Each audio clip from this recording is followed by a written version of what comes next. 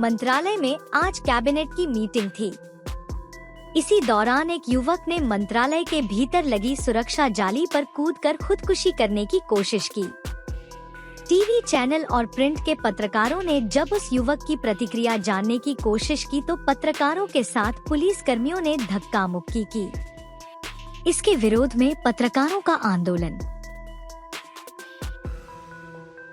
कुठले उत्तर दिले नाही। आता इथे आपण पुन्हा इथे डीसीपी आले, डीसीपी से तुम्ही उत्तर दिले पाहिजे। तुमच्या पोलिसांनी पत्रकारांना मारहाण केलेली आहे, कॅमेराला देखील मारहाण केलेली आहे। त्याचा काही तुम्ही जबाब देणार की नाही, त्याची काही नोंद तुम्ही घेणार की नाही?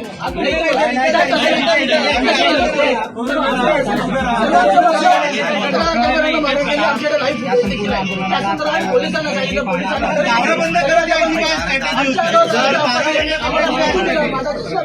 मला तिथे काय त्याच्या सर्व पुरावे आहेत, व्हिडिओ फुटेज पोलिसांना अनुशासन शिकवण्याची पुन्हा गरज आहे, पुन्हा त्यांना ट्रेनिंग देण्याची गरज आहे।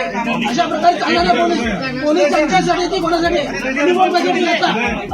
एखादा नागरिक आत्महत्या करतो, आत्महत्या करण्याची त्याच्यावर काय वेळ आलेली आहे? नागरिकांचे प्रश्न मांडण्यासाठी मीडिया प्रतिनिधी आहेत, त्यांना रोखण्यासाठी पोलीस आहेत का?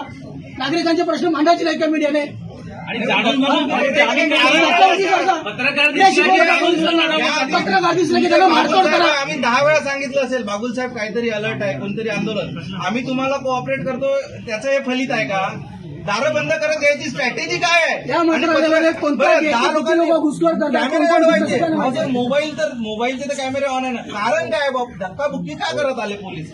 तुम्ही व्हिडिओ बघा, आम्हाला माहित आहे तुम्ही कारवाई तर करणार नाही, पण तुम्हाला आज काहीतरी निर्णय घ्यावा लागेल सर। आणि आता तर नाही, नेहमीच आहे ना। आणि प्रत्येक गेटवर पत्रकारांची जाणून बुजून असं बघितलं जातं।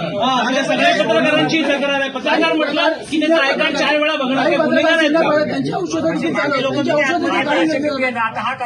काय प्रकार? म्हणजे पत्रकारांना आतमध्ये मरण्यासाठी सोडून दिलं जातं का? त्यांच्या बीपीच्या आहेत, त्यांच्या शुगरच्या गोळ्या चालू आहेत, त्या देखील गोळ्या काढून घेतल्या जातात। आय कार्ड बघायला 2-2, 3-3 मिनिटं लागतात। पोलीस इथे आय कार्ड बघितलं ठीक आहे। उघडपूर आहे तुमच्याकडे पोलीसवाले एवढे बदमाशी तिथे करतात की अनेक लोकांना 10-5 रुपये घेऊन आपोआप सोडतात। अहो, आम्ही एवढ्या वर्षापासून आमच्याकडे गाडी आले नाही, इथं एवढ्या वर्षापासून काम करताय, पण कसं आहे सिस्टम आम्हाला माहिती आहे, कॅमेरे सर्व आम्ही कधी देतो का या गोष्टी?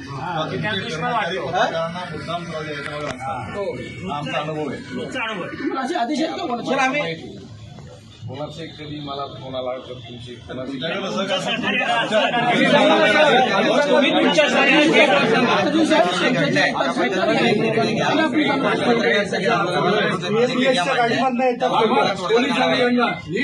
₹500 घेतल्याशिवाय घेऊन आत पाठवतात। एक गोष्ट आहे, अनेक दलाल फालतू लोकांना तुमच्याच कॉन्स्टेबल पैसे घेतात, तिथे 500 आणि 700 रुपये परदेशी आम्हाला